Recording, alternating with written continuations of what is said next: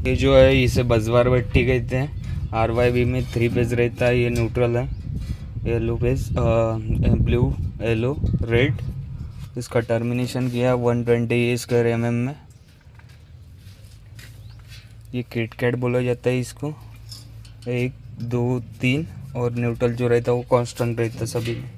किया जाता है इसमें लक्स वगैरह टर्मिनेशन में मारे जाते हैं।